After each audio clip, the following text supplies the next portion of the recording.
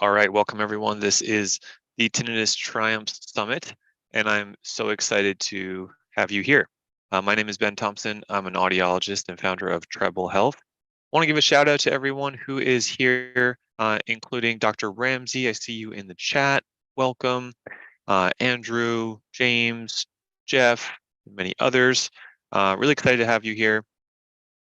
We're going to, in a few moments, be starting with our first presentation for today, and that is Martin, and we're going to talk about sound therapy in action. So it's going to be a great presentation, and really the main point of this presentation is to help you with your health. Treble Health, focused on tinnitus. These live events are really fun and really educational, just overall really helpful. We love doing them, so excited to do them again here for you. Let me go ahead and start the recording. I'm going to send a quick message to Martin and make sure Martin's able to join us. So again, keep letting me know in the chat of your name and where you're from. I'd also like to know, what are you hoping to gain from today, from today's presentation?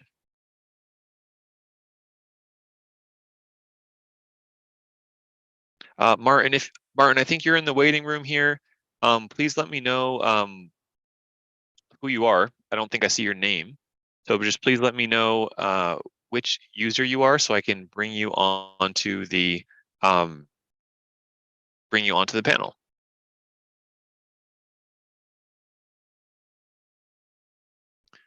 All right, so Martin, I'm looking for you. As we get things set up, let me just give a quick introduction into our team at Treble Health and the Tinnitus Triumph Summit, what's entailed. Let me go ahead and share my screen.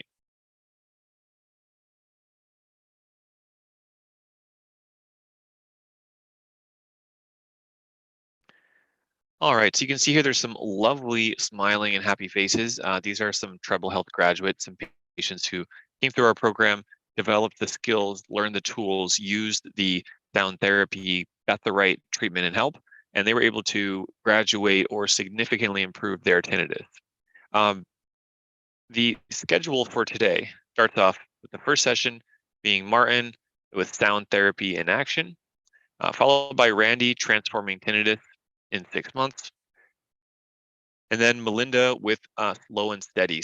So these are the themes we'll be touching on, all of them being very important and helpful to those who do have tinnitus who are looking for help. I've really enjoyed preparing these guest speakers. I'm going to wrap up today, day one of the Tinnitus Triumph Summit Summer Edition with the ear and brain connection. Martin, if you can hear me, please let me know which user you are on Zoom. I don't see you. I don't see your name, so help me out there, Martin, if you're in the room, if you're in the building.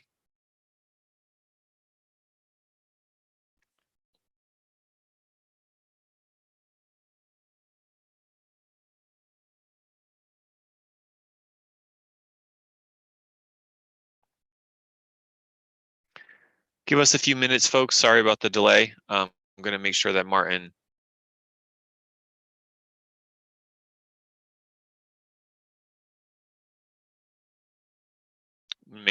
able to join.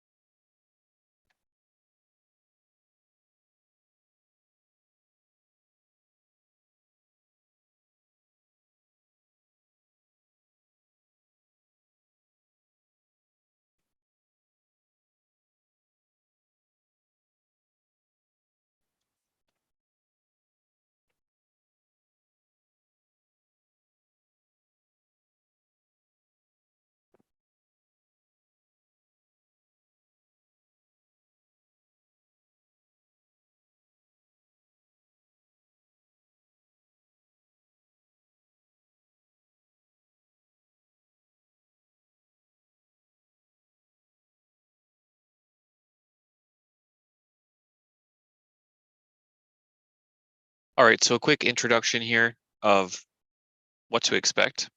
Um, the mission of why we do this type of summit is to provide helpful information as well as a more direct experience from individuals who have gone through tinnitus themselves. So we're going to start with Martin, and he went through this period of very challenging tinnitus, and that will be helpful to learn from his story, followed by two other individuals who have a great story to share, and it's going to be really helpful for you guys. So just give us a few minutes as we're waiting on Martin to join, and then we'll be getting things underway.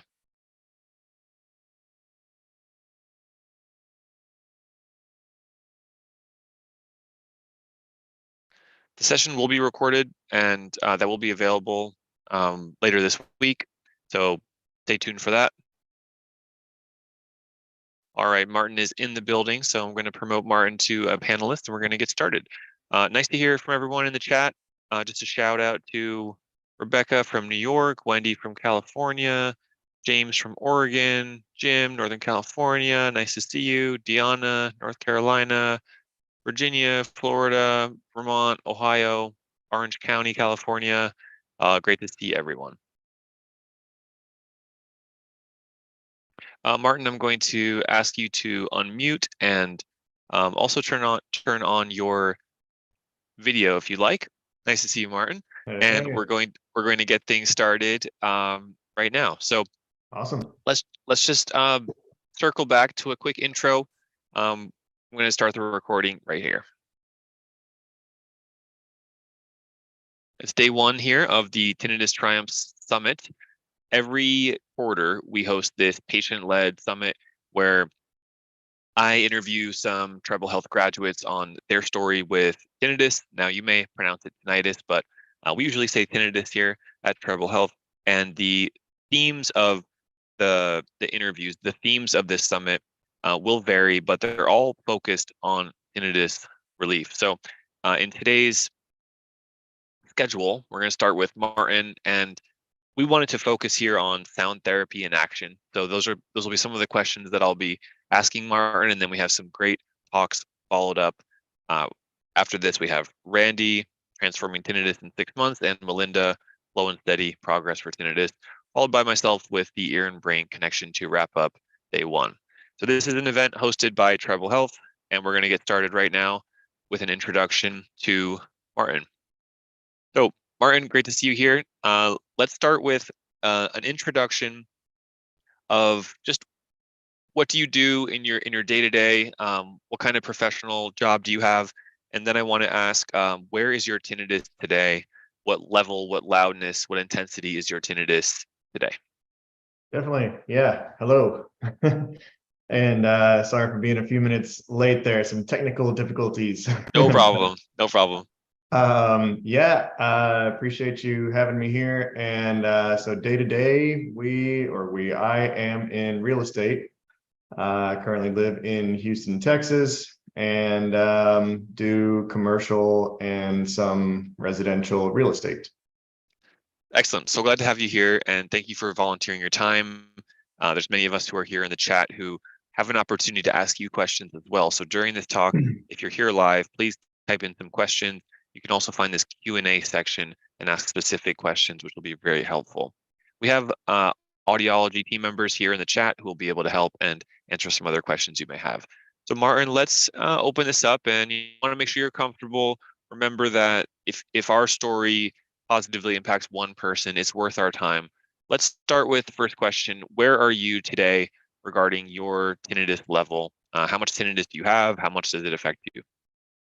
Yeah, well, 100% honesty here. I've had it for about 10 years. I don't know who knows the story. I know we did a little YouTube interview a few months back. But today, I mean, it kind of varies, quite honestly. It's still incredibly lower than where it was when I started with you guys. It honestly depends on my stress and on the different mood. So, it was doing really well. And It's right now, it has, it peaks every once in a while, but I kind of take a deep breath and listen to some nice sounds, and it goes back to where it was. So it is, I mean, when I started with you guys, I mean, it was extremely loud. I guess long story short, yeah, 10 years ago, there was a um, gunfire near me and very close by, and my ears just started ringing. And I thought that they would go away, and it didn't. And it was extremely minimal though. So I mean, I did go see a doctor back then, and they gave me the bad news, like, hey, sorry, this is probably going to be with you forever. And I I couldn't believe what I was hearing. No pun intended. And but it wasn't that loud. And then so I kind of just let it go. I didn't really need any sort of any sort of masking or noise masking at night to go to sleep or anything like that. And then as the years went by, here came along COVID. And for some reason, I mean, I was just sitting there doing the dishes one night, and it just spiked extremely loud. I mean, it was probably like at a 1 or a 2, and then it spiked all the way. I don't know. I mean, it was pretty excruciating. I'd say to an 11, 10, 9, 10, 11, somewhere around there. I had to sit down. It basically brought me to my knees. And then I was doing everything that I could to find a specialist. And How long did that last for when it was louder, it was more intense, it went from not really a problem at all to a serious problem? I mean, it was pretty instantaneous, and it stayed there. It didn't go down. I thought it was maybe a spike, which had never happened to me ever. And in the 8 or 9 years that I had it, it never spiked. And that was the first time. So, but it stayed. It didn't go anywhere. And then I started looking online at different stories, and I didn't really put COVID and my ears together at all until I started researching tinnitus, and seeing that at that time a lot of people were kind of having the same complaint. And I didn't want to believe it, but I mean, I guess to this day I'll never know exactly, but I do believe that that's probably what happened. I did get COVID, and it was just a couple weeks after that it really spiked like that. So Yeah, that is plausible, and that is something that we know, studying the science, that a significant but small percentage of people who developed COVID infection did experience changes to hearing, whether that be tinnitus, ringing, changes to temporary hearing loss, even sometimes some dizziness. All right, so you've laid out the scene here. Now, I want to know what allowed you to improve over time. Just some tools, some techniques. You had mentioned stress earlier, so let's talk about how we use that knowledge to our advantage, and different tools and techniques that help. And then I also want to ask you some questions in a bit about sound therapy in action. So let's talk first about what were those initial tools once you started to get some help. What did you learn, and what did you use with success? yeah, definitely. And since due to time here, I'll just kind of jump over the next few months or so. I did some research. I did go to a few other doctors before I found you guys, and I gotta honestly say that once I found you guys, I mean, it was very different from the other doctors, and your advice and opinions, and so that really did help out significantly. So basically, sound therapy. You guys gave me the tools that I needed to kind of cope with it. And actually, Ramsey's here. Hi, Ramsey. And she was the one kind of helping me along the way as well, along with the rest of the doctors there. But she was the one mainly talking to me and giving me advice. I had the sound, I don't know, what do you call those? The ear maskers, I guess, or Yes, we call them tinnitus maskers, the medical devices that are worn on the ears to play sound therapy. mhm. So yeah, so the tinnitus maskers really helped out a lot. And then as far as also going to sleep at night, keeping some of the, I think it was pink noise that I had on, that really helped out significantly. And just with the different remedies, there was also um, some other, I guess, guidance that you all gave to me as far as breathing techniques and again, kind of bringing it back to stress, like just bringing your stress levels down, and just doing whatever you can to just be a little bit more calm.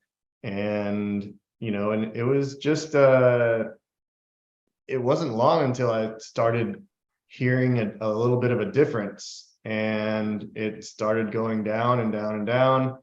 I had to be pretty adamant about using it. And so it is definitely there's a consistency element to it. So you gotta use it pretty consistently and be pretty adamant about utilizing it, which I was, because I was willing to do anything to get that noise down.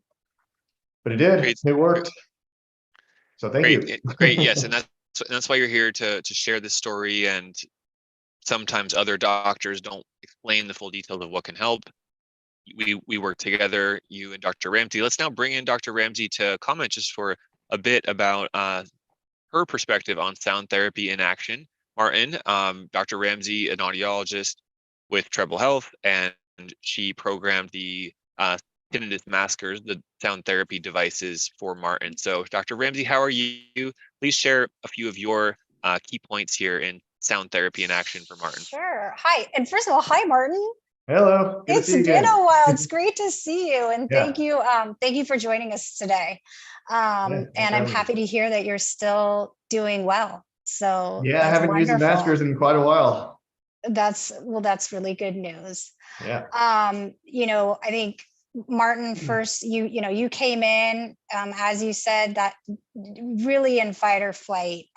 If I recall, we have questionnaires that our patients fill out. I believe you came out with severity at 100 when I first started seeing you.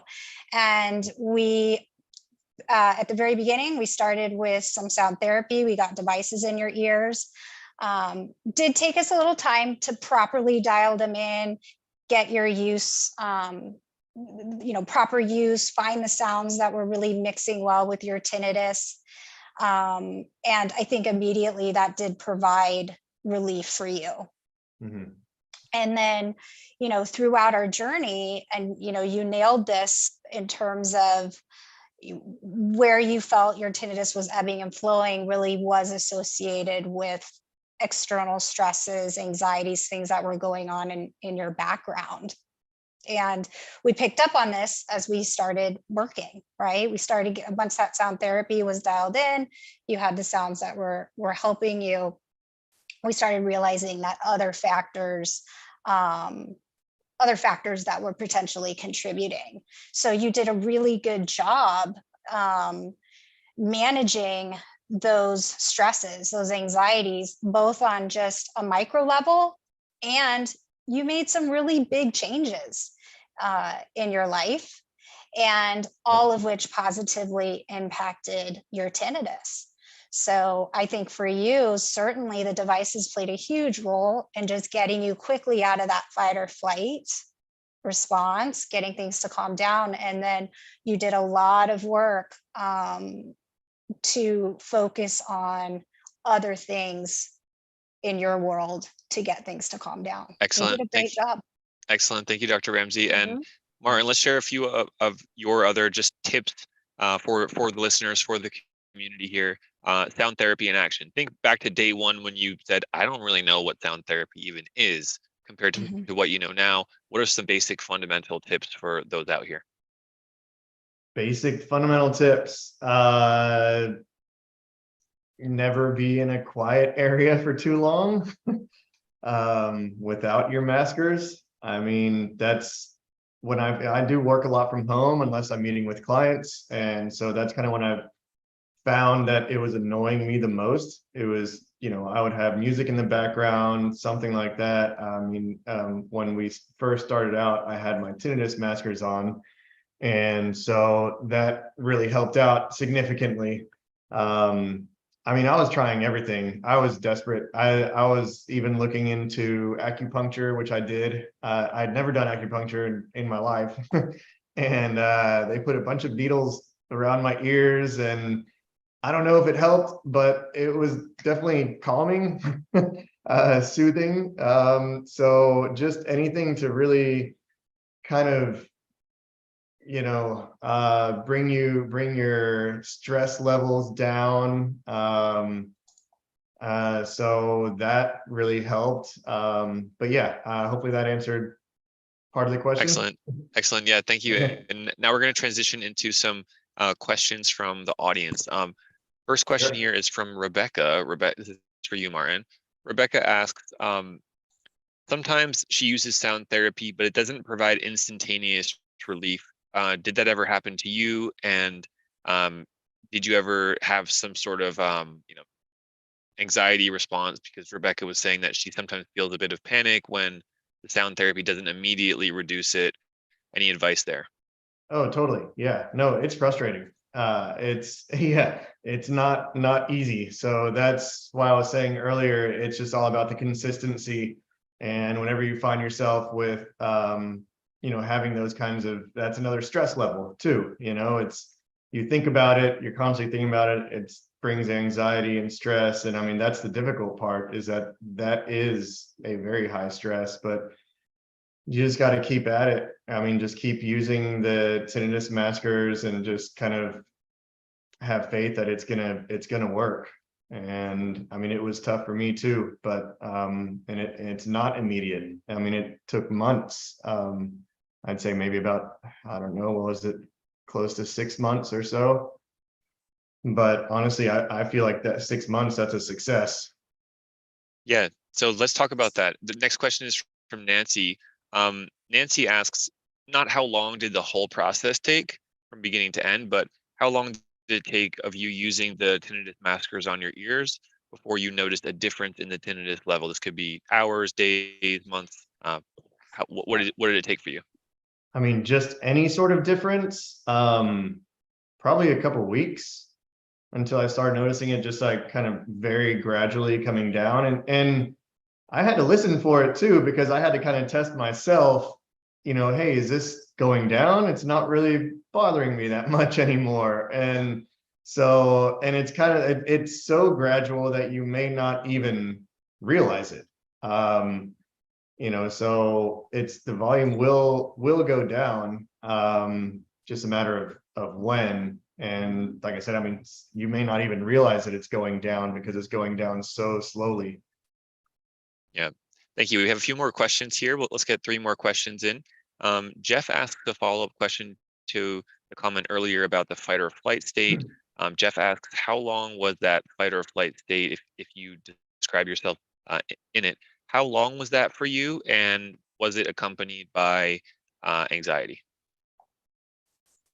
A lot of anxiety, especially after reading things online. I wouldn't go down that rabbit hole. And but yeah, the fight or flight, I mean, that was it was very painful. I didn't know what to do. A lot of anxiety. And at the time, so in the beginning of this interview, I said that I'm living in Houston. I was actually living in Portland, Oregon. And at the time, and I went to some doctors over there. I started flying around the country to find other help. And so that was my literal fight or flight. I was doing whatever I could to minimize it. I mean, it was not fun. So, I mean, just to be here and telling the story, I mean, it's pretty amazing, quite honestly. Yeah. So I never thought I would be here. Thank you. That's why we are here. Is why we're doing what we do. And so that fight or flight state, was it weeks? Was it months? Was it 3 months? If you Oh, could estimate. timeline. Yeah. Gosh. I mean, I'd say at least a solid month, if not two. Okay. Thank you. Yeah. We have another question here. This is a combination of questions from John and Dr. V. They're asking, excuse me, John and Rich. They're asking about sound therapy. So John asks, are different sounds used for different patients, different individuals? And the answer there is yes. Not everyone is using the same sounds. So we do customize them, and the individual gives feedback. For example, Martin, I want to ask, what kinds of sounds did you use? Did you use combinations of sounds? Did you find that using multiple sounds together worked better? Those are some of the questions we're getting here from the listeners. Totally. Yeah, no, that's a great question. I have kind of fiddled around with some of those different buttons and, you know, lots of sounds or just one. And I always just go back to one simple sound. To me, it's just less, I don't know what the word is. I don't want to say stressful, but it's like, there's just too much going on. Too many sounds. So just, at least for me, just having that one constant sound is much more soothing than having, you know, 2 or 5 or 10 different sounds going off at the same time. So I'll just interject real quick. Well, a lot of patients do listen to multiple sounds. Martin was listening to pink noise primarily because that's what worked for him. That's what mixed well with your tinnitus and was where you were finding the relief. Yeah, and I still use it. I mean, I still go to bed with it for sure. I mean, I don't use the tinnitus maskers anymore, but I definitely every single night. I mean, it's I can't really fall asleep without it now. All right, so last question here from the audience. This one is just to recap, where are you today, Martin? You know, you had mentioned, okay, my tinnitus isn't gone, but you also mentioned you're feeling a lot better. So try to, if you can sort of elaborate on the volume perception, just day to day. Is it softer? Is it the same? Is it a lot softer? And then also, you know, what percentage of your average day are you thinking about it? Are you aware of it? How has that changed since those earlier months of finding us and going through this treatment? For sure. No, that's a good question. I mean, when I first met you guys, it was on my mind 100% of the time. Guys, like I said, is very unbearable.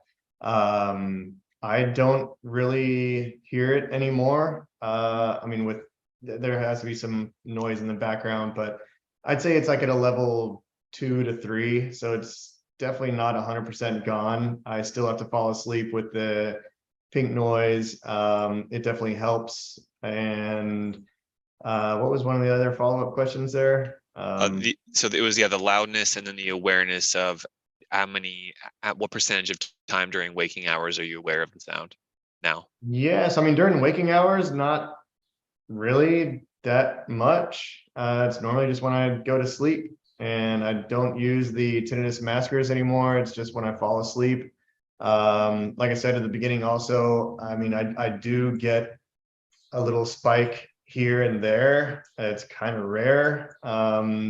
It just depends on, you know, personal life and stress. I mean, I guess I kind of associate it with stress. I feel like when the stress is kind of high, my tinnitus gets up there, and then I just kind of have to stop and breathe and chill. And then it goes back down after about a minute, thankfully. So, but yeah, I'd say right now it's about a 2 to 3, and don't think about it too much and just use the pink noise going to sleep. Excellent. Well, let's all share some gratitude and thanks for Martin for spending part of his day here with us, sharing his story, as well as Dr. Ramsey, who was a big part of Martin's success working with him as his audiologist at Treble Health. We see some applause. We see some hearts on the Zoom screen here. We love that. So, Martin, if you want to hang out and answer some questions in the chat, you're welcome. But otherwise, we just say thank you so much and keep up the good work. Yeah, thank you. And thanks again for everything. Appreciate it. And good seeing you guys again. And hopefully we helped some of you guys out, because it will get better.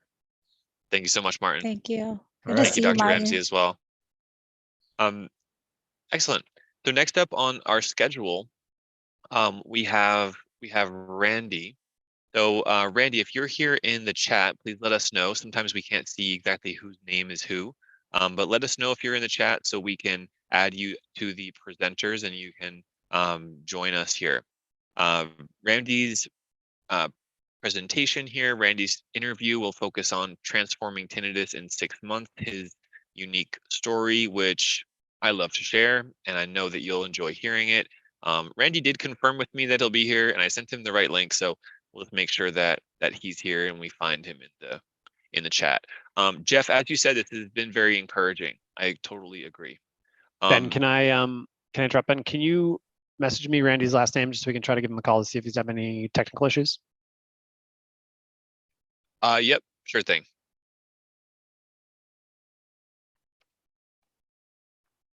All right, and Garrett, if you are able to locate Randy and please bring him on as a panelist. Thank you. All right, so just in between the sessions here, I'm going to spend a few minutes explaining about Treble Health. Treble Health being the sponsor of the Tinnitus Triumph Summit. I founded this company after I was working as a tinnitus specialist in San Francisco, and a patient drove 4 hours to see me for an appointment.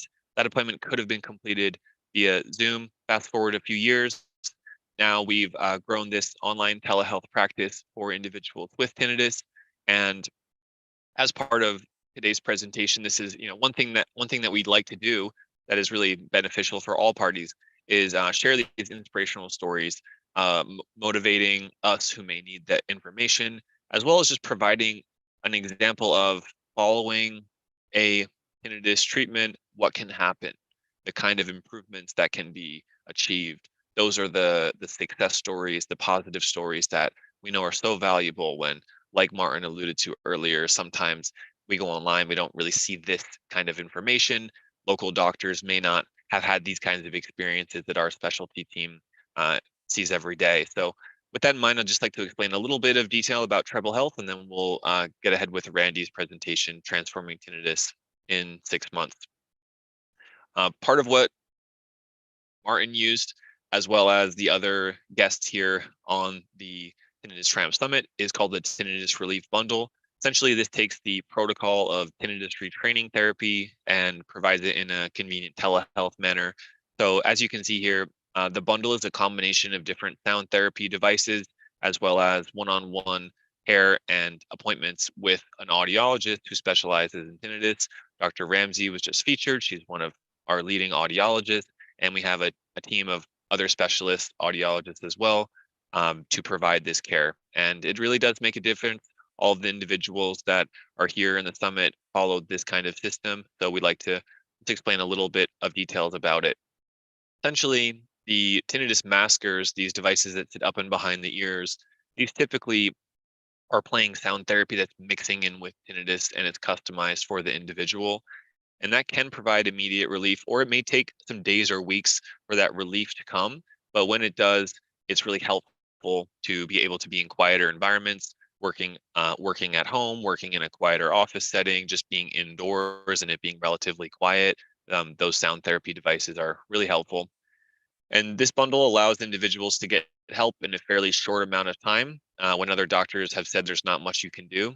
And what I've seen is that this is a comprehensive program that can bring the lasting relief from tinnitus with achievements of, say, 50%, 75%, 80% from where someone is when they come to us. And we know that that can make the world of difference. So that's why we've created our program. We've conducted research of how effective is our program. This is from 247 patients. We can see here that at the 3-month mark, on average, the reduction of tinnitus using the Tinnitus Functional Index score is clearly below the significance threshold of 13 points, dropping down to 20 points at 3 months, and then continuing to get better down to 25 points at 6 months. So this is validating what we're seeing, that this method works quite well. So we do have an offer here, which is the summer sale for individuals who are interested in our program. And for anyone who's interested, you can go to treblehealth.com, as well as treblehealth.com/offer, which we will include in the chat. All right, let's go ahead and move forward with Randy's presentation, Transforming Tinnitus in 6 months.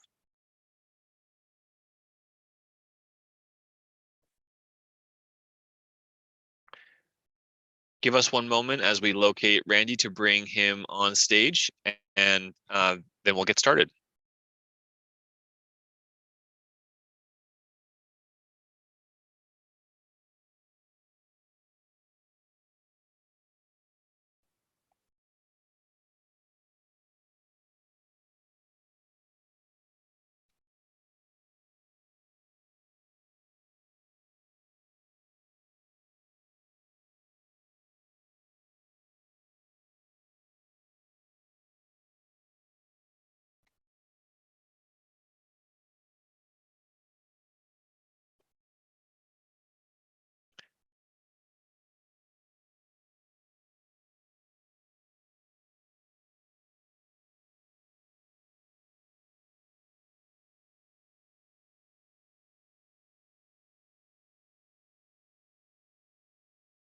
All right, let's take a short break. We're going to try to locate Randy to see where he is, if he's having some difficulty. You see some questions coming in through the chat. Give us a moment here. Sorry about the technical difficulties.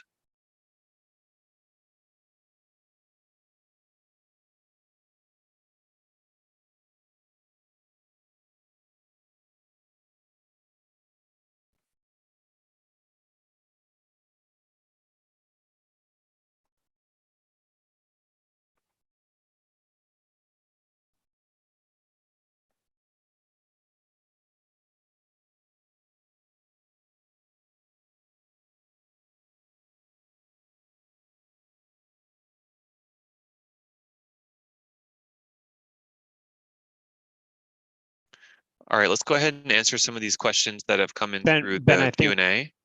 Ben, can you hear me? Mhm. I think that we have Randy. He said we got in touch with him on the phone. I think he said he's not sure what his name is on the Zoom. It might be iPhone, it might be Zoom. So let's take a look at the names in there and see if we can take a guess. All right, sounds good. Randy, could you please leave a comment?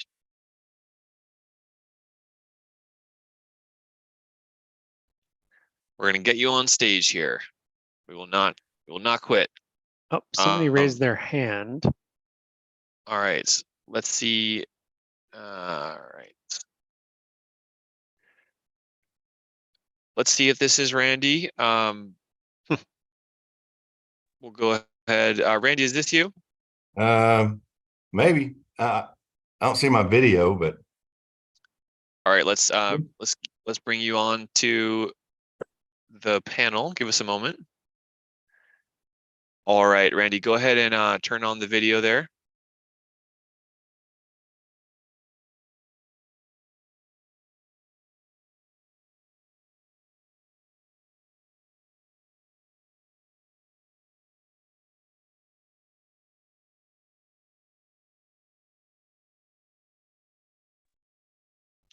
All right, Randy, give that a shot right now. I think we fixed it. So if you could go Okay. ahead and turn on your camera, then we'll be all set.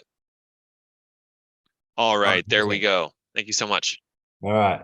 All right, so everyone, this is Randy. I'd like to introduce you to one of our Treble Health graduates, and just a really nice man as well.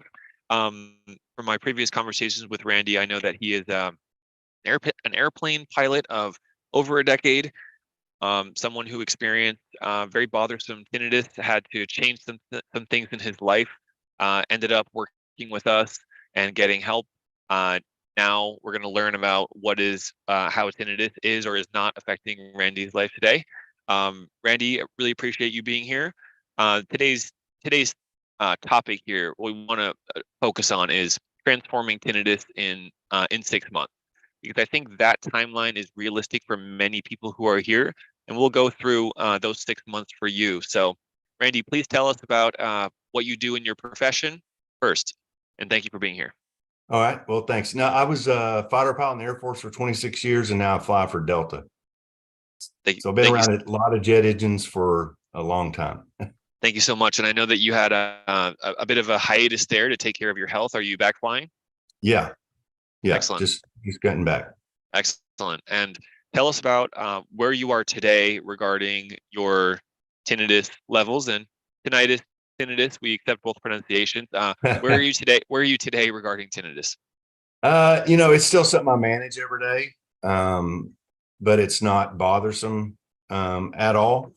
I have hearing aids during the day. I for a long time I had sound therapy running through those, but I do that probably a couple times a month for a few hours at a time. Every once in a while, if it starts to get not bothersome, even just if I start to notice it. But during the day, I notice it.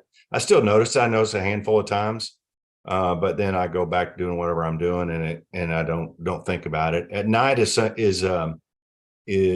still have to manage it pretty actively, in that I have a tuned white noise that I play at night through a Bluetooth headband that I have buds in my ears and then a band that holds it on. And last time we talked, I was still on sleeping medication, which was the part that was keeping me from flying. But I haven't been on that medication in several months. So I would say sleeping normally and sleeping comfortably, but like I said, I still require that background noise to mix. And like I said, it's kind of a tuned thing. I've got one that works really good. So I can turn the volume way down and it doesn't bother me at all. I'm really happy you're feeling better. And I know that that's what tinnitus can sometimes do. It can dramatically change our day-to-day job, our relationships with family, even. Mm-hmm. So if you could rate the loudness on average of your tinnitus today, where would you put it on a scale of 1 to 10? That's a good question.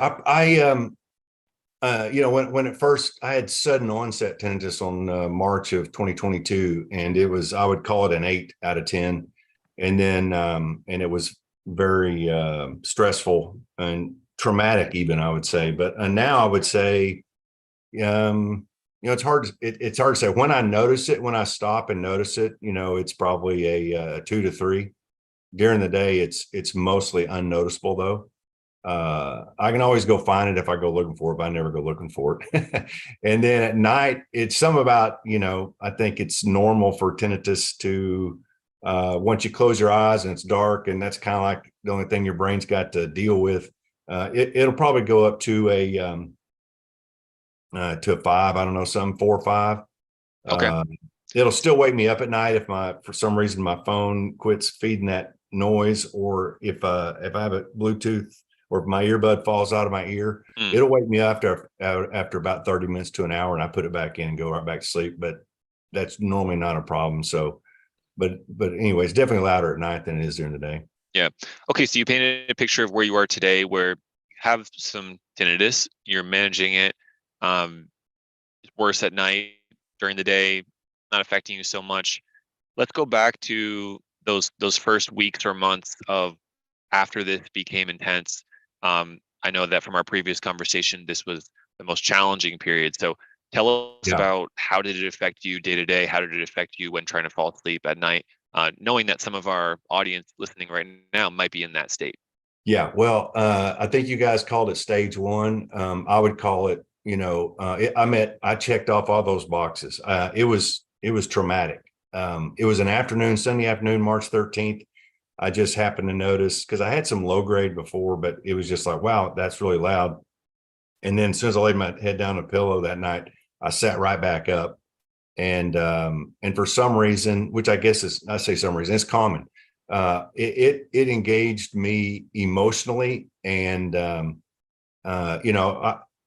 traumatic is the best word to do it. I couldn't sleep that night at all. I couldn't sleep most nights. I finally started going to my doctor every single day. I'd get up and go, I couldn't sleep at all. And I just went into her every day for stronger and stronger medication. And I was finally on the strongest she would give me. I was getting 3 30-minute naps a night. And during the day, I was not much better off. And I couldn't, I'm used to research stuff. I couldn't even research it, because just researching it was stressful. I finally found you guys at the 2.5 week point. So I hadn't slept for more than an hour and a half a night for 2.5 weeks. and I ran across one of your videos on YouTube, and I started, and you mentioned sound therapy. And then, so I just plugged in tinnitus into the search window, and I found I just went through one video after another, found one that quieted my head down. And then I scheduled an appointment with you guys, and it was Garrett who met with me. And that meeting was just a, here's what we can offer, kind of a how goes it meeting.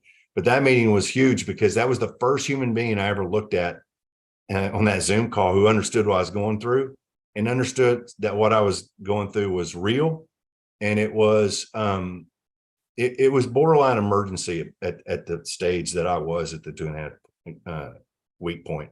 And Garrett was the first guy I talked to who looked me in the eye and go, yeah, I know. And, because I'd been to, my doctor just kept giving me more medication. She was like, well, you're just going to have to get used to it. And I'm like, I don't know how I get through this to get to the point to get used to it. And then, so I met the very next day with Dr. Tracy, and, had a full thing. And she was the same way. She was like, oh yeah, this is totally fixable, totally workable. It's not curable, but there's therapy just to put it back, where you get your life back. And like I said, Dr. Tracy and Dr. Garrett were the first folks that even gave me a hint at that. And that alone was huge. And then, so she gave me some ideas, and I had some Jabra, just Bluetooth things I listen to stereo. I found a video that was close on YouTube, put it on repeat, and I thought, oh, that's pretty good. I fell asleep for 5 hours straight in a chair that wasn't made for sleeping. I just sat down, and luckily it was a high back chair, and I didn't move for 5 hours when I kicked on that sound therapy, because it finally, was like, oh my goodness, there's something that I can handle to get through it. So yeah, she gave me that. So for those who have insomnia, or for those who are really struggling with sleep and tinnitus, taking sound therapy really seriously can be some emergency relief. That's what I'm hearing from your case. Also, the best part of meeting with professionals on our team that gave hope is that it actually delivered. It wasn't just false hope, it was bringing you to where you are now. Yeah. Tell us about what else allowed you to improve over time. And remember, the context here is that you transformed tinnitus, or rather the tinnitus that you were having transformed within 6 months. It did take time, even though there were moments which gave you a significant tipping point in terms of relief. It did take time. So talk to us about what allowed you to improve slowly and surely over that period. For me, several things, but I was meeting with Dr. Tracy every week, and just again looking somebody in the eye that is empathetic with what you're going through and understands it, because you do feel like on one side you're traumatized, on the other side you're thinking, I what is this? I don't know that it.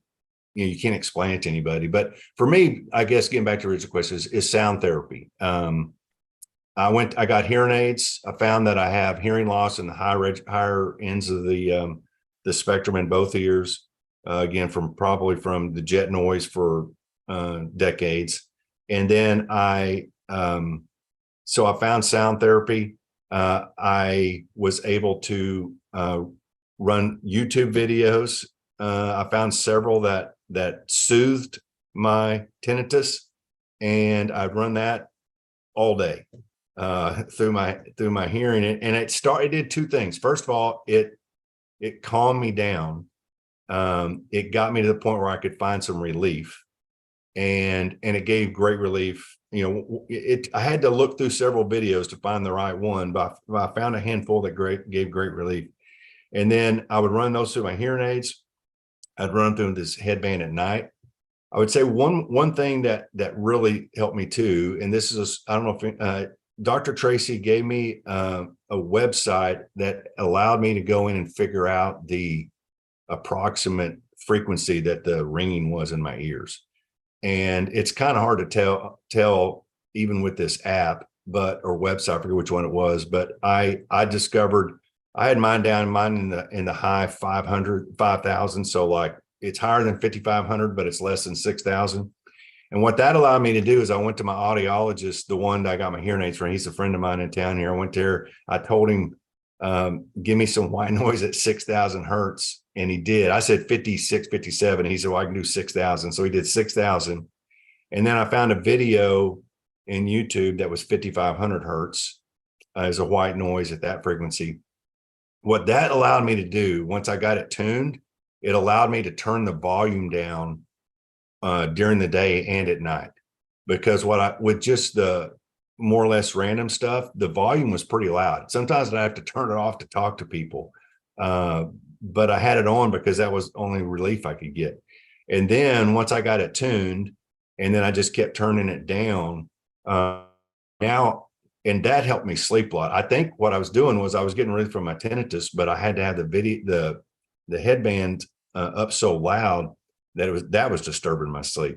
But anyway, and then that was the big thing, was the sound therapy. I think that was the original question. And then Dr. Tracy gave me some, I forget the term you guys use for them, but mental exercises to basically help to further take the sting out of tinnitus, kind of pull the emotional part of it out of it.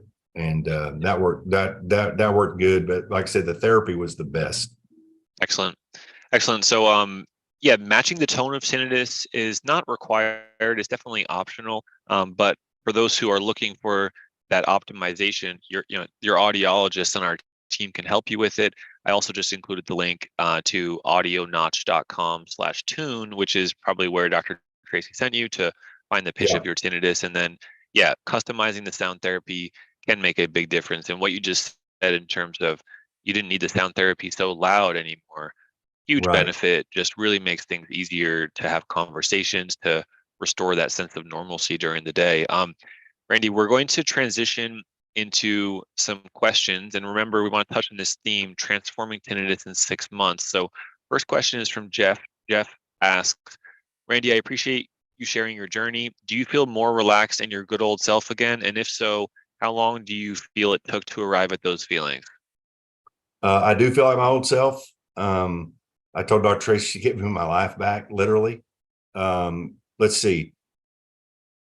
I felt like my old self actually pretty quick. Once I knew I could get relief, and once I knew there was hope, and once I had plugged into somebody that understood that and understood how to get me there, I actually got back to my old self pretty quick. I was, March 13th, and I got with you guys. I think it was a Wednesday, whatever the first part of April was. So 2.5 weeks after March 13th, I got with you guys. It was by the end of April.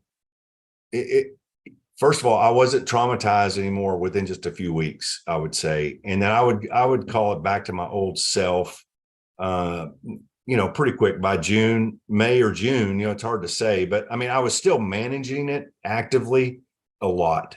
But I wasn't stressed out by it anymore.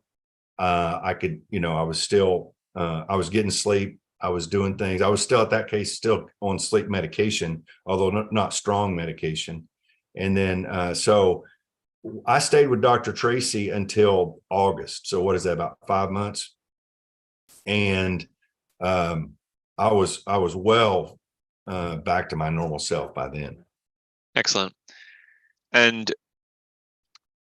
so within 6 months, within 6 months back to your normal self, how long did you use the sound therapy settings in the devices in your ears? For those who don't know, sometimes we call these devices tinnitus maskers, but we can also use hearing aids that are programmed for tinnitus. Randy apparently had a little boost of speech sounds as well that was contributing. So Randy, how long did you have the sound therapy programmed inside of the devices? And then for those who don't know, these are adjustable. So we can reduce the sound therapy over time as tinnitus gets better. And then once you reach the sort of stage 4 of relief, then we can turn the sound therapy off. And for those who have some hearing loss, they would still use them as hearing aids. For those who just have tinnitus, you wouldn't need to use the devices anymore. How long did you use the sound therapy inside of the hearing aids, Randy? I used it consistently daily. probably all the way through the end of the year. So it started in March. So I used it probably for 9 months daily. What I'd started doing, what happened about the time I quit seeing Dr. Tracy every week was I would turn it off because I felt good. And then by the end of the day, I'd feel bad again. So she gave me some techniques of just run it. She wanted me, I forget how many hours, 5 or 6 hours as a minimum. I ran it 12 hours. But then I just started turning the noise down instead of, I tried cold turkey a few times, is what I'm saying. And cold turkey didn't work for me, just to turn it off. But what I did was over time, I dialed it. I dialed it back, the noise. In December, I was done with it on a daily basis. I'll still do it every once in a while. It's summer, so if I'm swimming or doing something, I can't have them in. Sometimes if I am just my hearing aids, when I put my hearing aids on in the morning, my tinnitus gets cut in half.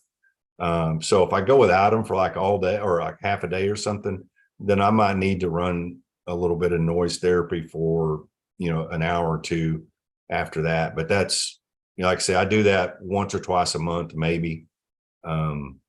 And even now what I do is I get the sound therapy going, and about an hour or two later, I go, holy smoke, that sound therapy's irritating. So I turn it off because the tinnitus is so good during the day that I rarely need it.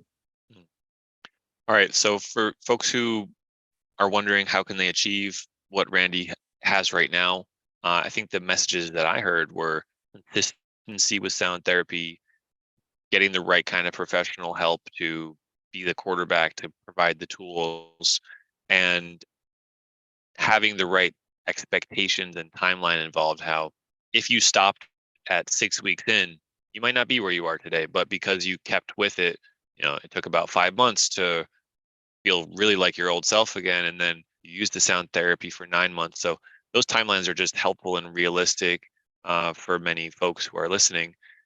We have a unique question I think you'll be able to answer. This is from Brenda. Brenda asks, does altitude or flying affect your tinnitus? No, it doesn't. Actually the cockpit noise or riding in the back, either one, I almost can't even find it but that's just because the ambient noise on an airplane. I don't know if it's mine or everybody's, but no, it doesn't seem to affect it. Not that I know of. It's actually better on it. Although Dr. Tracy said she has a lot of pilots who is her as patients. I don't know when I first started there, but anyway, that's probably more jet noise than anything else. But yeah. And no, how about the elevation change? Does that do anything for your tinnitus or no? No, it doesn't. But I've been clearing my ears easily. Yeah, I wouldn't expect it to unless someone has ear infection or problems with their eustachian tube pressure. We don't see elevation changing tinnitus, so you should be safe there. All right, last question. This one's from Jeff. Jeff, love the questions coming in. Jeff, who's from East Bay, California, asks, what other supplemental therapies did you practice? I'm just going to name a few and let me know if you tried any of these with success. Meditation, mindfulness, yoga, exercise, massage, acupuncture. Jeff wants to know if you've tried any of those. Mindfulness would probably be the one that I guess I would category that I would be able to, if I understand that term right. But yeah, that helps some. Meditation, and some of that other stuff. I tried meditation a little bit, it didn't do much for me. The other stuff, I don't think I tried at all. Acupuncture, or I tried supplements for a little bit. That didn't do anything. But mindfulness, maybe just being aware that it's not what it can build itself up to be when you're in the middle of it. Let's show some love to Randy for sharing his story. And I think the power here is that what you're sharing is your authentic journey. It wasn't pretty, it wasn't linear, but you made it to where you are today. And for you to show up and having this experience of being around a lot of noise having a work environment that is stressful, that is Mhm. around noise, yet you're still able to do it despite managing tinnitus, and it doesn't affect you during most waking hours. That is a story that needs to be shared. So I really thank you, as well as everyone here. Thanks you for joining and sharing your story here on the Tinnitus Triumph Summit. No, you're welcome, Dr. Ben. Thank you very much. If you want to hang out a little bit and answer some questions in the chat, you're welcome to. Otherwise, Randy, you're free to go, and I really appreciate seeing you again. I hope that your health continues to stay Thank you. Good good. seeing you. You You're bet. welcome. All right, let me go ahead and share my screen here for a moment. Next up, we have Linda, who's prepared and going to jump on next. I just want to recap where we are so far in day one of the Tinnitus Triumphs Summit, and then I'll bring on Melinda to share her story. We just met with Martin talking about sound therapy in action, and then Randy with transforming tinnitus in 6 months. We will next meet with Melinda about slow and steady, essentially this gradual and ongoing process of reducing tinnitus slowly and surely over time, and what that feels like. Some tips and tricks for you who may be going through the same thing, hopefully. And then I'll be presenting here to end the day with the ear and brain connection. Just a few words about the summit here. This is sponsored and hosted by our team at Treble Health. We are owned and operated by Doctors of Audiology, and this is a 2-day summit, today and tomorrow. The core system that the individuals here use is something called tinnitus retraining therapy. And that is a protocol that uses sound therapy. It uses audiologists to provide the tools and techniques. And we use this via telehealth. So our system is called the Tinnitus Relief Bundle. And this is the combination of the sound therapy devices plus the expert care by our audiology team. We do have this available for anyone who's interested. And here in the summit, you get to learn theory, the tools, the techniques, and then there will be an option to have a special offer to get started with us. So that is available at treblehealth.com/offer. Like I had mentioned earlier, the devices are worn on the ears. Additionally, you get the audiology expert care, and this creates this comprehensive program that's designed to bring lasting relief, like the individuals here have shared from their personal experience. So you can learn more at treblehealth.com/offer. And now let's get back to the third presentation for day one, which is with Melinda.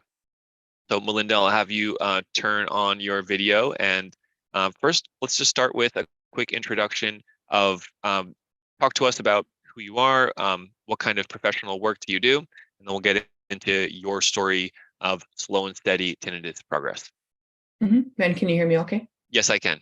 Okay. Remember this time to speak slowly. I tend to speak very, very quickly. So yeah, I'm Melinda, and I'm about a little over a year into my journey, 9 months working with Treble Health, but I work remote in Minnesota out of Washington, DC. So I do travel. I do work here in my home office, and I would call this extremely successful program. And I don't know, we'll go from there, Ben. I don't know what else you asked me to intro on. Sorry. Yes, absolutely. So we want to touch on this theme of slow and steady progress, how for anyone to expect a dramatic, say 50% improvement within days or weeks might be unrealistic. Of course, we're aiming for the best result possible. But let's start with right now, where are you today regarding your tinnitus level, loudness, and awareness of the sound? Okay. So yesterday, I'd be between a 0 and 1, almost non-existent all day yesterday. I tend to run in days. I don't know why. Now on days that are higher, I used to have an entire day where it was bothering me, and now it can break that up. But yesterday was absolutely successful, where between a 0 and a 1, it was there, but I really had to search for it. So that was amazing. I can get 4 or 5 days like that in a row now.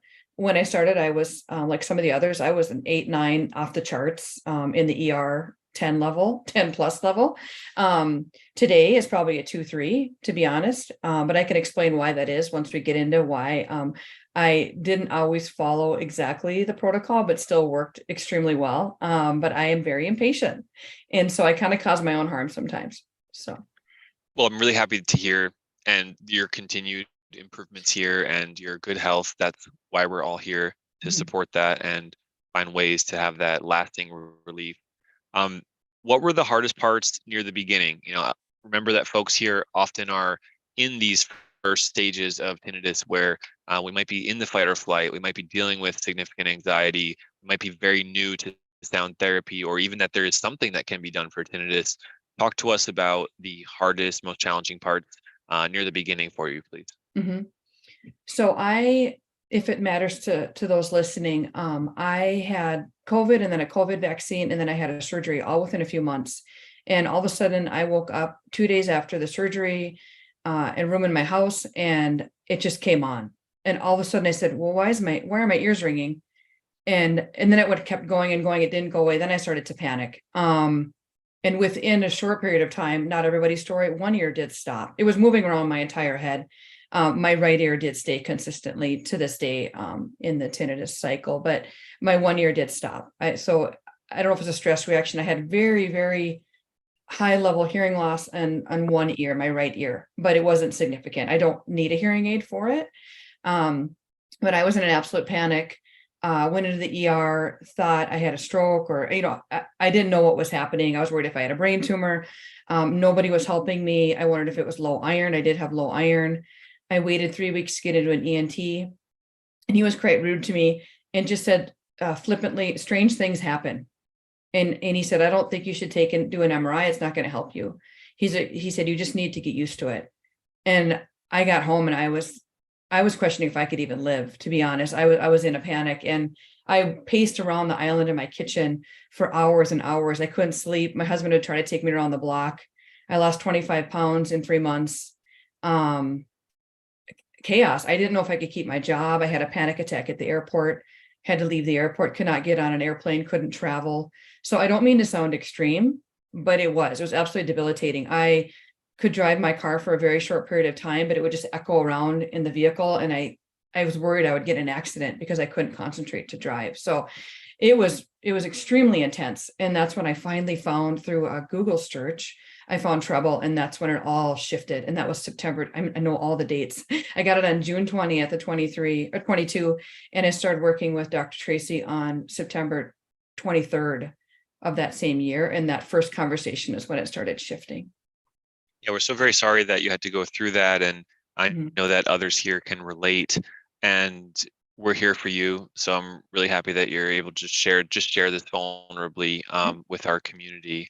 So talk to us about, you did find some help. You said that our team was part of that. Talk to us about what allowed you to improve as you started to develop tools, techniques, maybe perspective, education, knowledge. Talk to us about what allowed you to improve, Melinda. Mhm. So Dr. Tracy was the first person that, like others have said, I get you, I understand you, it's going to get better. Because I thought I was in this cycle that it was just going to keep escalating. And it was going to be my demise, and which is absolutely not the truth at all. And so I ordered the maskers right away. And then started following. She sent me items to start doing right away. And so I had some guidance, something to work on. And then I stopped any of the forums or anything that wasn't Treble Health authored. I stopped immediately because it was driving me down in such a pit. And I was very careful who I told, because sometimes when you talk to people about it, their opinions can really be cutting, or they say it's insignificant, or the other way. So I really focused it with Dr. Tracy and your team, started watching a lot of success stories. And I wanted an answer right away, though. I'll be honest, I wanted to wake up and it be gone. I wanted it gone in a month. I wanted it gone in 2 months. And so I really needed to quit having my fists closed and kind of open up and let go on letting the process work. But that was my biggest battle. Just trying to be really patient, but it's tremendously better. I mean, I'm going on this weekend. We're leaving for Greece. I've been on 3 trips, probably more than that in the last year, probably 10 work trips. And we're going to Greece this weekend. I'm not worried about the airplane at all. So that's a significant shift than where I was a year ago. The theme here of your talk is slow and steady. What does that mean to you regarding this transition from extreme emergency problem to, well, now I can travel and I'm feeling a lot better and it's not bothering me as much and it's even softer. So talk to us about this slow and steady theme and what it means for you. Yeah, so I wore the maskers 24/7 for 6 months, extremely diligent. Dr. Tracy, I really struggled in the morning. And so she said, well, why don't you not listen to it in the morning? Right. So I kept the maskers in and got up and went to the gym right away. I found my trigger points. And then I'll be honest, Dr. Ben, at 7 months, I stopped wearing them. I stopped wearing the maskers. I would use sound therapy here in my office. Is extremely quiet. It echoes. And then at night, I would keep sound therapy on the small device that you have in the bundle, or my headband that others have mentioned. I would still do that, but I was not wearing the maskers at all. Well, I took 3 trips in a row in June and July, and all of a sudden, some time stuck on the tarmac, which Randy would know. And so I started to get a little panicky, and I started telling myself again, I started thinking about health conditions that were causing the tinnitus. And I really got in a rut. And so I called back in, and you guys were there that same day. I met with someone on your team, and they said, I think you better go put the maskers back in again for a while. And I did. And about a week later, it was back manageable again. So I did have a fluctuation, because in my head, I thought, oh, I'm done now. I'm done now, which so slow and steady is absolutely the way this works. But sometimes I fight the system. I fight the process. So if I can help anybody in that, is take their advice. And even if you're feeling great at 6 months, which I went from a 9 or 10 to like a 3 really quickly in those 6 months. The advice was to wear them at least 4 hours a day for another 3 months. And I did not follow that. So now I'm back. I have them in right now. And so I'm back trying to wear them for maintenance, so I don't go back into those fluctuations again, or I don't need to hyper focus on it again. And that's a healthy approach. And the ultimate goal, which you seem to be relatively close to, is to not need them on a daily basis, and to bring the levels down where very few things would fluctuate it back. And like you alluded to, even when things went through a bit of an increase, what some might call a spike or a fluctuation, that you were able to bring it down again using the same tools and methods. And it was a lot faster of a process because you had tools in place. I don't want individuals to be worried that you may not have to go through this whole process and I'm sensitive and things might just revert back. And no, that's really not the case. I think the message here is that we're looking often at a 6 to 12 month time window of utilizing these techniques, utilizing the tools before we're safely in a place where it's very rare that it's going to revert back. And slow and steady using sound therapy, slow and steady regarding the timeline here is pretty key. Melinda, you've always had great advice here for the community. I do want to give folks a chance to ask you questions, because I know you're going to come up with some great answers. So for those who are here live, please go ahead and put some questions in either the chat or the Q&A section, which will be where I will look to ask the questions. Let's go ahead and address those in just a few minutes. But before we do, Melinda, general advice to those who are in the first 6 months of dealing with bothersome tinnitus, looking for resources. Maybe they've started our program, maybe they haven't, maybe they're just researching, looking for options. What would be your advice to those individuals? Yeah, absolutely. And I also did research and listened to the partners that you had on, Julian Cowan-Hill, Glenn Schweitzer, some of the people you would interview. I have their books as well, but the advice is the end game is positive. The science is there. The evidence is there. We're here. There's success stories. The end game is not negative. The end game is positive. And so if you keep thinking that, everybody's story is a little bit different. But if you can just go dig down in the deep part of your stomach and find that grit, the end game is going to be better than where you are. And I should have said, Dr. Ben, when I stopped wearing the maskers and I claimed a victory, I still have victory. It did not go back up even close to the 8 or 9, not even close. It was just more like, oh, I'm kind of annoyed. So I want to reiterate that. So it did not revert back. It went to a point where, hey, I'm a little stressed out and it's annoying me. A really cool thing is when you talked to Julian Cowan-Hill, he talked about tinnitus being your friend. And I used to laugh at that and be like, that's not working for me. But now I'm like, what if I got this to help improve my stress level to prevent future disease? What if I got this to help me live a better life? If you can shift it, that's a really cool perspective. Is I'm living far healthier now than I was a year ago, because I'm learning how to manage stress. I'm learning how to eat better. I'm learning, because when my stress level is higher, I'm more annoyed. It's just A plus B. And so that was really neat to kind of learn about this is your body speaking to you. And it's not the end of the world. I'm sure I always had this. I just didn't notice it before when I was younger, to be honest. So if that's helpful. Of course, Melinda, thank you so much. And let's bring in some other questions from our live audience here. Nice to see some familiar names. All right, this question is from Brenda. Brenda asks, and this can be kind of short and simple. Do you wear any tinnitus maskers or headphones when you travel on a plane? You use earplugs? What's your approach to being on a plane? Yeah, so I bring my maskers with and I have them in. To be honest, like Randy said, the ambient noise is really, really good in an airplane. But I have them in because it's like a comfort, like I don't want to say a comfort blanket, but it's like I don't have to stress. Like that's the coolest thing ever is when I sit and I go, for a second, I'll be like, I'm going to panic about this. I'm like, I don't need to panic about this. I have my maskers and I have crickets, which are local to Minnesota and they're amazing. So I like crickets and pink noise. So I do, but earplugs don't work for me at all. I don't know if you've tried like earbuds, Apple earbuds. It echoes around. I need the what the maskers do is they let noise in and out of my, I don't know how to say that, Ben, you could say it better, but the earplugs don't work for me at all. It just echoes around. It's very tinny. So I don't use them. I do have earpiece, but I don't use them. Yeah. So there's a few different things we can put in our ears, right? There's earplugs to restrict sound. That should only be used if we're going around very loud sound. So think construction equipment, rock concert, those types of sounds. A plane is safe listening levels for someone with tinnitus. It's not too loud. So in a plane, someone might choose to lower the sound if they just were more comfortable in that way, but that's not necessary. And then there's a few options for how to play sounds through the ears.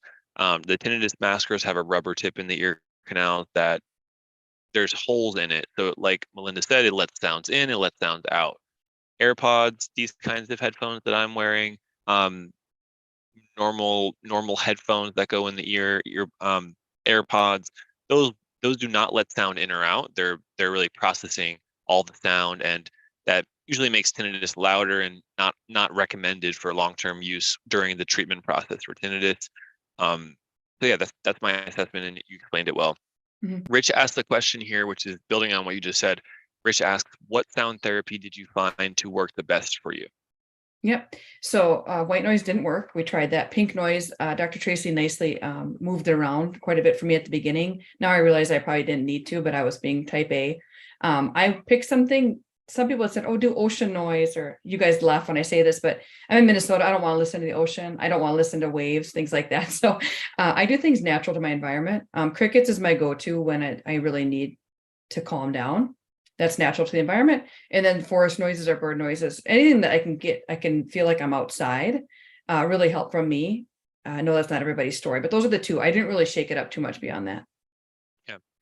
And how did you listen to those sound therapies? Was it through the maskers? Was it through a speaker? Was it through a sound machine? Some combination of all of them? Yeah, so I like the maskers. The maskers I wore 24/7. Now I use the sleep sound device or the earband at night, but I kept it on the same Resound app is really good. And Ben, I'm actually listening to crickets on your new app right now. So that's a really, really good one. Auto app's good. Harvest on the Calm app is, I have a lot of apps. Harvest on the Calm app on a certain time, but you really all of a sudden you really zone in on 2 or 3, or they advise you to only pick 2 or 3. But pink noise is easier in the maskers if it's not Bluetooth, because like some had mentioned, Bluetooth can get a little dicey sometimes if you're in bad connection or your phone's acting up or people are calling you, which can get frustrating. But if the pink noise that's in the devices is just steady, I don't like the too much blended in. It kind of is distracting to me. But the non-Bluetooth noises are really good if you just want to chill out for, like, if I'm going to work 8 hours here in my office, I just use that because I don't want it to be interrupted. And you're referring to how the tinnitus maskers themselves, they're programmed and set up so that they do not rely on your phone to work. They don't rely on Bluetooth to have the sound therapy. And it's especially helpful because, like you said, notifications, sounds known, if it's connected to Bluetooth, you're getting some of those. So it is recommended to spend most of the sound therapy time not connected to Bluetooth with the tinnitus maskers. Do you have them in your ears right now? Do you have them available on your desk? Could you show us what they look like? Oh, yeah, I have them in right now. So is that helpful? Yeah. And you know, the waves and things like that, I noticed that I don't like the intermittent when it's not, there isn't a pink noise, there isn't a background noise, because it goes silent for a second, you hear it, and then you don't hear it, and then you hear it. That was extremely frustrating to me. So So I want to you prefer more of the constant crickets yeah. or pink noise? Yeah. And I put Okay. them in today because I was getting a little anxious about speaking. So I I could tell I could hear it more. So I put them in for the call, and I thought, oh, why not? So Well, leave a comment if you think Melinda's a great speaker, because I certainly do. Next question we have is from Kimberly. Kimberly asks, did exercise make your tinnitus worse? Kimberly says that she likes hiking, but she's not sure if she should do hiking or exercise, if it would make sound worse, if it would help with stress levels and make it better. What was your experience with that? oh, absolutely. And you know, when I first got tinnitus, I felt paralyzed. I couldn't get to the gym. I couldn't walk. But now once I get there, especially the group classes, if there's music, I don't hear it at all. And then another thing I did is I had my panel run, labs and panel. I don't want to get too detailed on that, but when I got tinnitus, my cortisol was through the roof as expected, right? Like, I don't know, vice versa, chicken or the egg. I don't know which one, but the exercise will bring that cortisol level down, and it makes the tinnitus more tolerable. So I would highly suggest, I can tell if I don't go for a few days, anything that makes my body calmer or my nervous system calmer will help bring it down. Excellent. So hiking is probably approved, but check in with your doctor or with your audiologist that you're working with just to go over your specific case. It should be mentioned for all of the presentations here today that each individual case is different. So try not to generalize unless you have a professional helping you make those decisions, because they're important. Next question here is about sleep. So Melinda, Esther asks, you sleep with the maskers. Talk to us about your sleep routine, what you use for sound therapy, and other tips you have about sleep. Yeah, so you can sleep in the maskers. They don't, maybe for like the first night or two, you'll notice them, but they don't bother you. They're very small, they're very light. You can't feel them in your ears. For the first 6 months, I did that. Now I just use a speaker on the right side, but I have it in my right ear, so that works for me. I had the sleep pillow as well, but it wasn't loud enough. If I don't know if I'd highly recommend the sleep pillow, to be honest, but the headband's much better, especially the headband with the earbuds. Either one, the headbands are really good. Now I would sleep like an hour and wake up. I had a sleep app. Now I'm 8 hours, or if I can get that 7-8 hours, I don't wake up at all. So that's the goal. And I should tell you, I was on anxiety meds the first few months, 3 to 6 months, and I was panicking because I didn't know what medication was maybe making it worse. Now, if you need to take medication, I don't want to go into that, but I'm just saying, for me, and sleep medication, I don't need any of that now, because it was just a constant cycle of, I didn't know what was making it worse and what was making it better. But now I can say I don't need any sleep medication. Really happy to hear that. And yeah, that's something that is sensitive, and making rapid changes without a doctor physician consult on that is not advised. Having a team to help make those decisions, and in this theme of slow and steady, changes to medications is something that most often should be done slow and steady, and especially with doctor's guidance. So I want to read Jeff's comment here. Jeff says, observation: before joining this summit, I had a bit of a stressful day today because I'm 6 weeks in and I'm struggling at times, but today's summit has brought my stress down and boosted my optimism. These success story videos should be required as daily medicine to keep the momentum going, in addition to sound therapy, aka positive story therapy. Melinda, what's your take on that? Yeah, absolutely. I would sit in my backyard, and my kids would know I would sit and watch success stories over and over and over. I still watch them, Ben, because they're amazing. I just need a little bit of hope out there. And it's not just one or two people, it's a lot of people. But if someone wants to stay negative and you don't want to work, it probably is going to be really hard. But if you kind of let go and watch the success stories and take a quip from each one, absolutely. And we do this, we volunteer to do this because we want to help other people. Like it's miserable.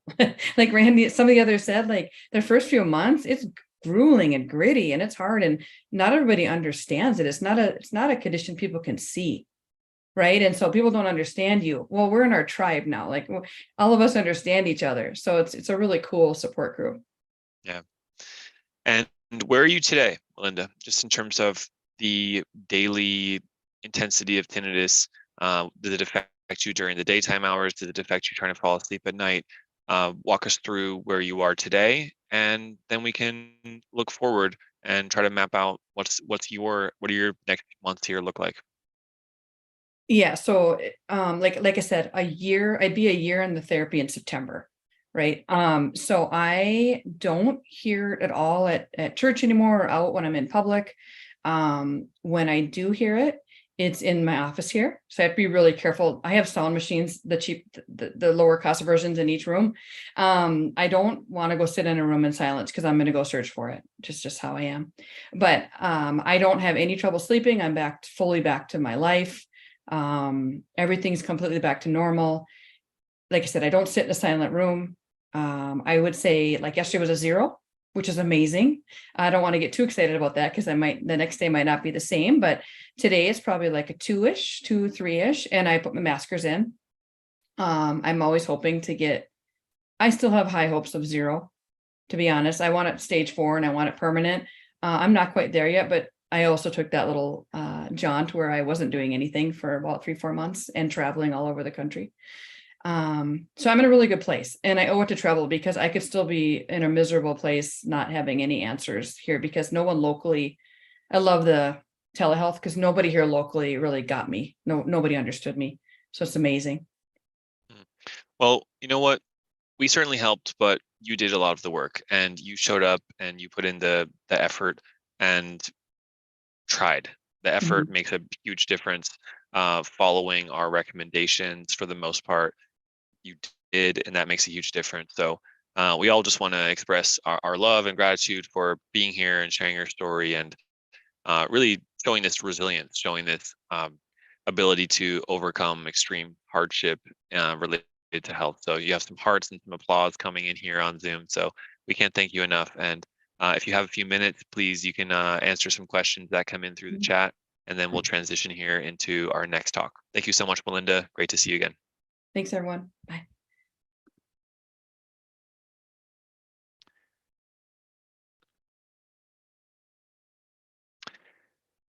Wow, I don't know if anyone else feels it, but when we hear 3 stories like that back to back, it is just very inspirational. Essentially, these folks were told by some doctors, there's not much you can do, and now look at them 6 months, 12 months later, back to their normal lives. And this is exactly the kind of motivation and inspiration that everyone here could use, including our audiologists, including you, including if you have tinnitus or a family member has tinnitus. And I personally really value them and always will.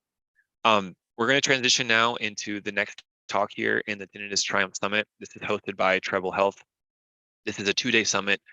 Today is day 1 on Wednesday. Tomorrow is day 2 on Thursday. Will all be hosted via Zoom. Today, we just heard from Martin, Randy, and Melinda. And I'm going to present next on the ear and brain connection. This will be helpful to understand some of the theory and the science behind how these individuals get better. I can explain more of the back end brain ear connection. That's going to be really helpful. Just a reminder here, this event, the Tinnitus Triumph Summit, is hosted by Treble Health. This is our online telehealth group that is owned and operated by Doctors of Audiology. All the individuals that have been highlighted here used our program. The Tinnitus Relief Bundle is the collection of sound therapy devices and audiology expert care with our team that we present via telehealth. If you're inspired, if you need help, you can start this bundle with a 45-day risk-free trial that's available to you. And we also have some no interest monthly payments. If you want to learn more about the details and the cost, you can head over to treblehealth.com/offer or reach out to our team by going to treblehealth.com and giving us a call. We'll be here to help. or if you have any specific questions in the chat, just go ahead and leave them for you. I'm really excited to go deeper into tinnitus, deeper into what we can do to help you, and 3 success stories in a row. It's amazing. Let's go ahead and now transition into the ear and brain connection. This will not be an interview. This will be me sharing my professional experience and some of the tips and tricks and tools that I've learned over the years. My personal mentor is Dr. Powell Jastreboff, who's the founder of Tinnitus Retraining Therapy. He's the, if not one of the top names in the research, audiology, tinnitus community, and for good reason, because this method has been used now for about 2 decades, and today, as well as over the last 2 decades, for those who are well trained in this method, it is the gold standard tinnitus retraining therapy that can promote long-lasting relief, promote what we call habituation, where the brain can reduce tinnitus over time. As we saw through all the individuals today, we promoted this habituation effect. So that means the brain can reduce the awareness of tinnitus, reduce the volume of tinnitus often over time. That's what we want to highlight. Let me explain a bit more about how exactly that works. On the screen, you can see this ear. Now, I'm sure everyone can recognize the ear, but what happens beyond that? We have this ear canal that goes to the eardrum. Now, I think everyone here understands this part of the anatomy, but what happens next? So sound comes through the ear, and then it gets pushed through the eardrum, eventually going through some small middle ear bones that vibrate, and it turns sound that is a sound wave in the air into a mechanical force that is similar to a drum, or the vibration of a skin on a drum, which then sends this auditory signal through to the hearing organ called the cochlea. So the sound then it enters this system, which is filled with this water, this fluid. So that becomes a wave in this fluid, and that's how we hear. That wave goes from the hearing organ up to the hearing nerve, and eventually we process that sound, and we can understand speech, we can hear music, we can hear complex sound. Quite a fascinating system, really. Inside of the cochlea, the hearing organ, it looks like a snail, this sort of coiled shape. And different regions of this organ are mapped based on the pitch of sound. So the sounds that are on the exterior of this organ, the cochlea, they have a high pitch resonance, high frequency, and the sounds that are in the center have a low pitch or a bass frequency. So you may notice that treble health is referring to the high pitch sound of music. Well, that's because the high pitch regions of the cochlea are what's responsible many times for tinnitus. And most people experience a high pitch or a high frequency treble type sound for tinnitus. So that's actually a little context to why treble health is called what it is. The key point here to note is that the pitch of your tinnitus does have a meaningful relationship between the cells in your ear that may be affected from this condition. So most often people hear a high-pitched tone or a hissing or a ringing or electrical noise, and that is consistent with these cells in the cochlea, as well as parts of the auditory nerve that have been modulated or affected to some degree in the high-pitch regions. Here's a slice of the cochlea, the hearing organ, just showing another example of how this looks. Really, you don't need to know the nitty-gritty on this, but I think that's quite fascinating, and it helps us understand what is the true origin, the source of tinnitus. About 3/4 of you, from my research, have gotten a hearing test that showed you have some hearing loss. It could be mild, it could be a slight high-pitched hearing loss, but about 3/4 of you, your standard hearing test showed some hearing loss. So that gives us at least one clue as to where the potential origin of tinnitus started. Now, for those who have a hearing test that show normal hearing, most often that's a standard hearing test, but if we test it more specifically, even for the quarter of people that had that normal hearing test, we can see that these cells, which are called the stereocilia, the hair cells, deep inside the cochlea, the hearing organ, they're not performing the way that they used to. And that makes logical sense. I mean, I know personally that when I was 10 years old compared to where I am now, over the span of decades, my hearing is not the same as it used to be. So that difference is due to the changes of these cells that change with time. And everyone, to some degree, loses their hearing over time. It's a progressive thing. It's not going to stop. So that difference can be found here in the cells of the inner ear. But you may ask, well, someone can have a lot worse hearing than me, but they don't have tinnitus. They're not affected by tinnitus. And that's true. It's well known that someone can have even a severe hearing loss, but they say, no, I don't hear tinnitus or barely at all.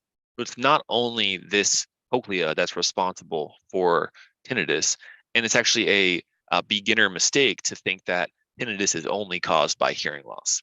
There are other factors at play, and we're going to go into those right now. Here's an example on the left of normal healthy hair cells in the cochlea, and on the right we have some deflected or starting to slightly be modified these cells in the ear. Now, this is an example of those healthy cells being seriously damaged and affected. So here, someone here might have a hearing test that shows normal hearing, even though these cells are starting to change. Now here, someone's probably going to have some difficulty hearing, and the hearing test would show a high-pitched hearing loss. Now, both of these individuals can experience tinnitus, but this group of individuals has a hearing loss that's accompanied with it. And causes of hearing loss can vary from from the natural aging process to loud noise exposure to some degree medications or other health conditions as well. Now, you may have gotten a hearing test, and most often we see a dip in the high pitches, the high frequencies, which would drop here to the right. And we can see that there's some soft high pitched sounds like bird songs, or even speech sounds like F as in Frank, S as in Sam, T as in Tom. And we might not hear so clearly, but I know from my experience here that most of us are having mainly a tinnitus problem, not so much of a hearing problem. Now, some of you have a tinnitus and a hearing problem, but I know in most cases, the tinnitus is really affecting us day to day and causing the problem here. It's usually not the hearing, but they are related, and having the right kind of treatment and care for both of them is very important. Okay, so earlier I mentioned that the ear goes into this cochlea, passing the sound through these small bones. Inside of the cochlea, those little stereocilia, they can vibrate to sound, and they pass the information through the auditory nerve into the brain.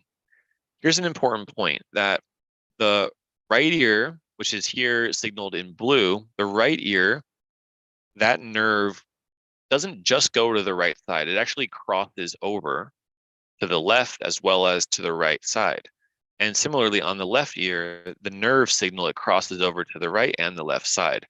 So some individuals will report, I only hear tinnitus on one ear, or they may say, my tinnitus is louder on one ear, or even sometimes I hear it on the right, sometimes it's in the center of my head, sometimes I hear it on the left.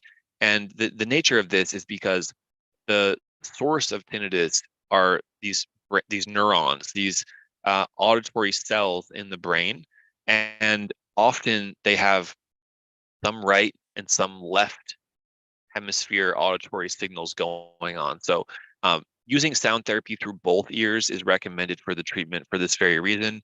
It's not recommended in a vast majority of cases to use just the device on one ear, even if you have tinnitus only in that ear. And this graphic explains that quite well.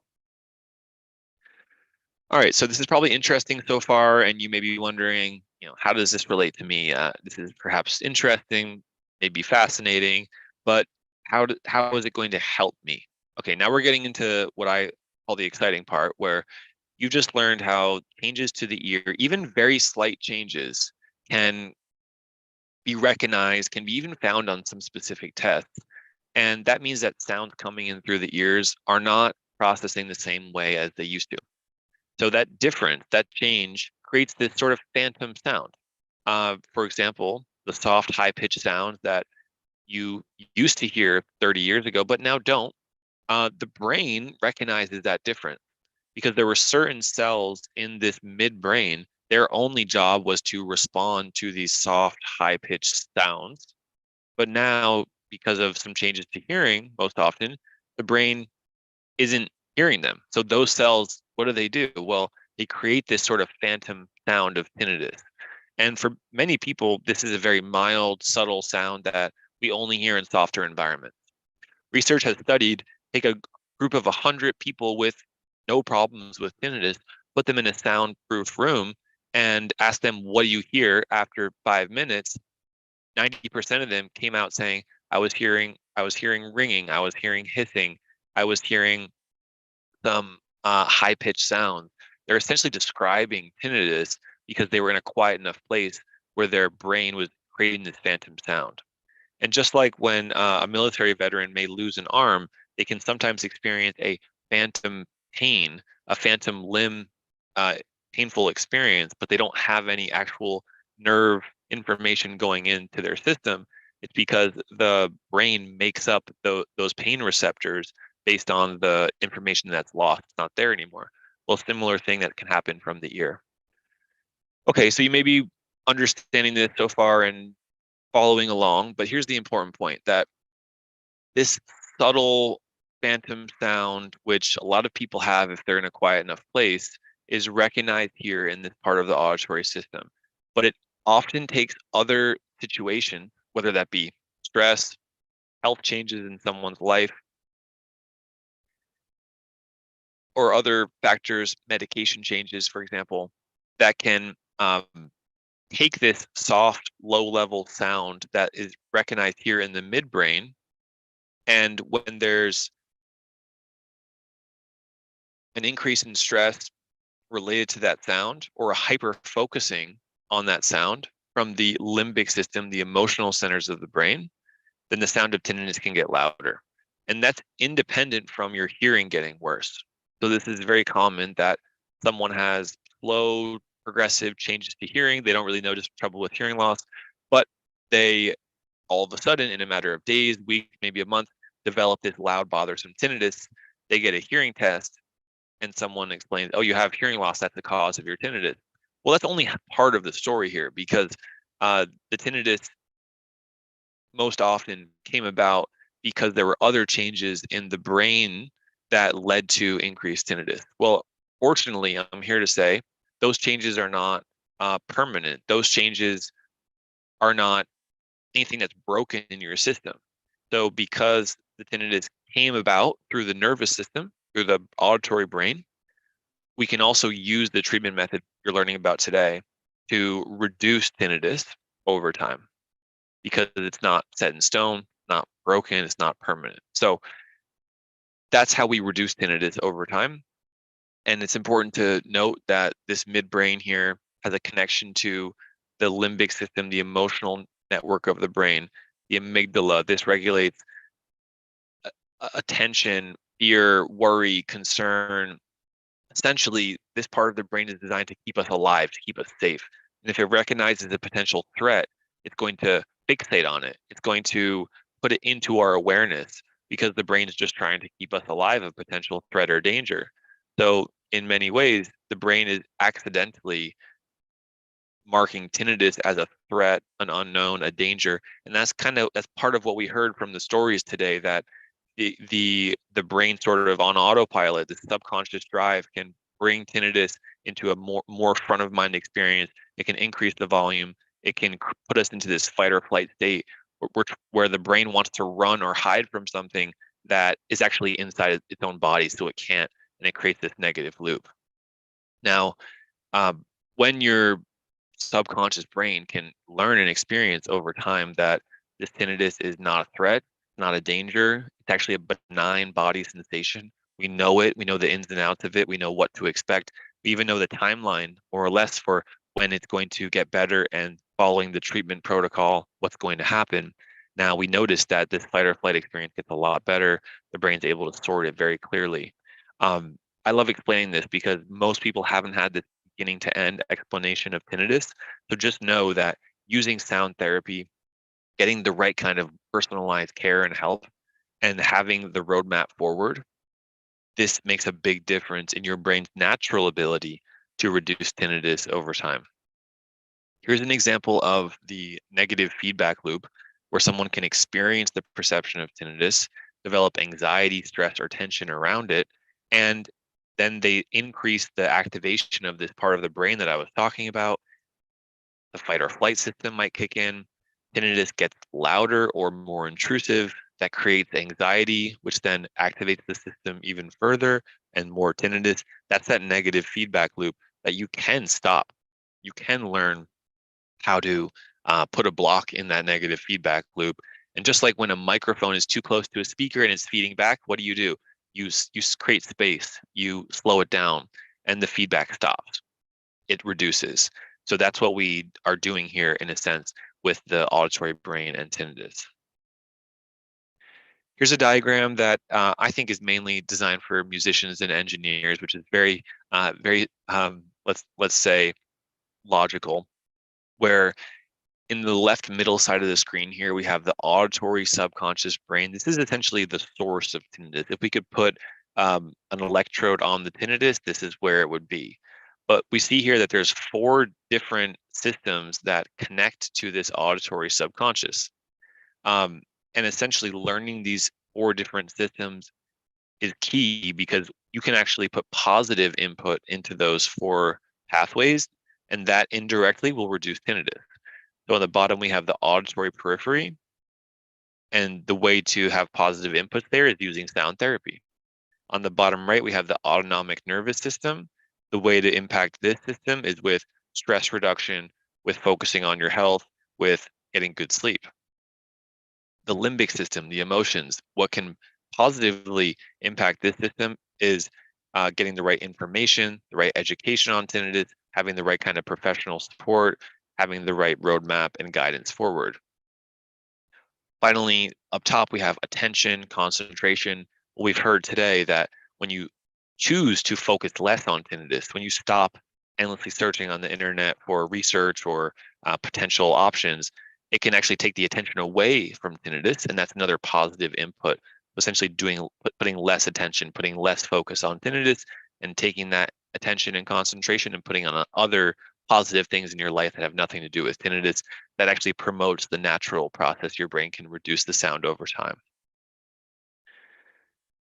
And finally, we have the 4 stages of habituation. So this is one of the most important graphics that I can explain. This walks you through during these 4 stages of tinnitus, what will you notice? How will you improve over time? And what's the expectation here? How do you know you're getting better? So most folks reach out to us in either stage 1 or stage 2.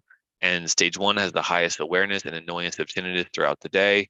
Frequent worrying and anxiety, often accompanied by loss of sleep. We heard a lot about this today. There's many individuals who were reporting stage 1. Stage 2, things are a bit better, still bothersome, still in need of help. The goal is to get to stage 4, where tinnitus is rarely noticed. We can quickly redirect our attention from it, and it no longer elicits these automatic negative feelings or thoughts. What we know is that during this process, it's most common to experience gradual reductions in volume, so improvements to the sound. All right. And that's the goal for each one of you, to get to stage 4 of habituation. That's what our program focuses on. That's the leading approach for tinnitus reduction.